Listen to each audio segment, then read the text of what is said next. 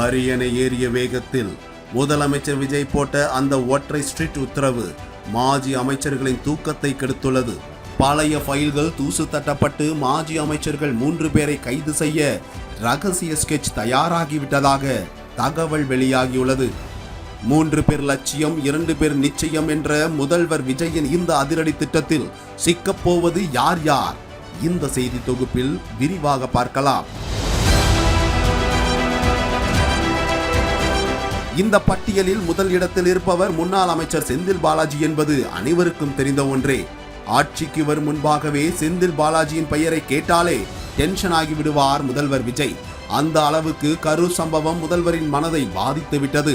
தாவேக ஆட்சி அமைத்த உடனேயே செந்தில் பாலாஜியை கைது செய்வதற்கான திட்டங்கள் தீட்டப்பட்டன. அவர் அமைச்சராக பொறுப்பு வகித்த துறைகளில் பழைய முறைகேடுகளை விசாரிக்க சொன்னார். அதற்குள்ளாக ஊத்தங்கரை எம்எல்ஏ இளையராஜாவிடம் குதிரை பேரம் பேசிய குற்றச்சாட்டில் செந்தில் பாலாஜியின் பெயர் அடிபட கொதித்து போய்விட்டார் முதல்வர். எங்க ஆட்சியையே கவிழ்க்க பார்க்கிறீங்களா என்று கடுப்பான அவர் செந்தில் பாலாஜியையும் அசோக் குமாரையும் கைது செய்ய பச்சை கொடி காட்டினார். ஆனால் நீதிமன்றம் முன்ஜாமீன் வழங்கிவிட முதல்வரின் உத்தரவை காவல்துறையால் நிறைவேற்ற முடியாமல் போனது. இதனால் செந்தில் பாலாஜியை சிறையில் தள்ளிவிட்டு கரூருக்கு செல்ல முடிவெடுத்திருந்த முதல்வரின் திட்டத்தில் மண் விழுந்தது. இப்போதும் ஆட்சிக்கு எதிரான சதிகள் தொடர்வதாக நினைக்கும் முதலமைச்சர் விஜய் ஏதாவது வழக்கு போட்டு செந்தில் பாலாஜியை சிறையில் தள்ளிவிடலாம் என்பதில் தீர்க்கமாக இருப்பதாக கூறப்படுகிறது. இந்த கைது பட்டியலில் செந்தில் பாலாஜிக்கு அடுத்த இடத்தில் இருப்பவர் முன்னாள் பள்ளி கல்வித்துறை அமைச்சர் அன்பில் மகேஷ் பொய்யாமொழிதான். தனியார் பள்ளிகளுக்கு நிரந்தர அங்கீகாரம் பெற்று தருவதாக கூறி 100 கோடி ரூபாய் மோசடி செய்த வழக்கில் திமுக செய்தி தொடர்பு துணைத் தலைவர் PD அரசகுமார் அண்மையில் கைது செய்யப்பட்டார். திமுக ஆட்சியில் பள்ளி கல்வித்துறை அமைச்சராக இருந்த அன்பில் மகேஷுக்கு நெருக்கமாக இருந்தவர்தான் அரசகுமார். அவரும் பெற்றோர் ஆசிரியர் கழகத்தின் மாநில துணைத் தலைவராக இருந்த முத்துக்குமாரும் சேர்ந்து அந்த துறையையே ஆட்டுவித்ததாக புகார் எழுந்தது. தற்போது குண்டா சட்டத்தில் சிறையில் இருக்கும் அரசகுமாரிடம் அன்பில் மகேஷுக்கு எதிராக காவல்துறை வாக்குமூலம் பெற்றிருப்பதாக தகவல்கள் கசிகின்றன. உதயநிதி நண்பரை சிறையில் அடைக்க முதல்வர் விஜய் காய்களை நகர்த்தி வருவதாக அரசியல் வட்டாரத்தில் பேசப்படுகிறது. எந்த நேரத்திலும் அன்பில் மகேஷ் கைது செய்யப்படலாம் என்று கூறப்படுகிறது. முதல்வரின் அடுத்த இலக்கு சென்னை பெருநகர வளர்ச்சி குழுமத்தை கையில் வைத்திருந்த முன்னாள் அமைச்சர் சேகர் பாபுதான் என தகவல் கசிந்துள்ளது.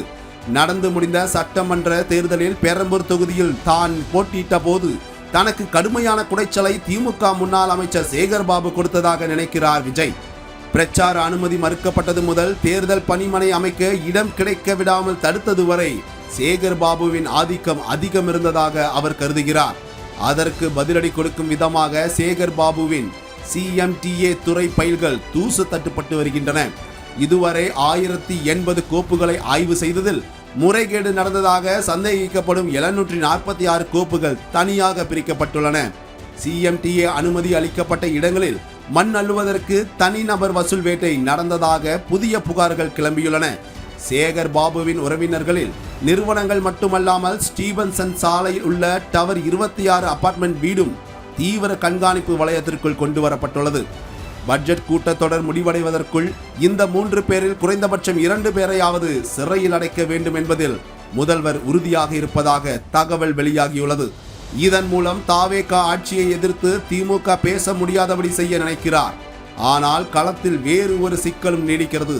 அடுத்து ஆட்சி மாறினால் நமது நிலைமை என்ன ஆகும் என்ற அச்சத்தில் பல காவல்துறை அதிகாரிகள் இந்த ஃபைல்களை தொடுவதற்கு தயங்குகிறார்கள். அதிகாரிகளின் இந்த தயக்கத்தை உடைத்து முதல்வர் விஜய் 3 பேர் லட்சியம் 2 பேர் நிச்சயம் என்ற கணக்கு பலிக்குமா அல்லது முன்னாள் அமைச்சர்கள் தப்பிப்பார்களா? பொறுத்திருந்து பார்ப்போம்.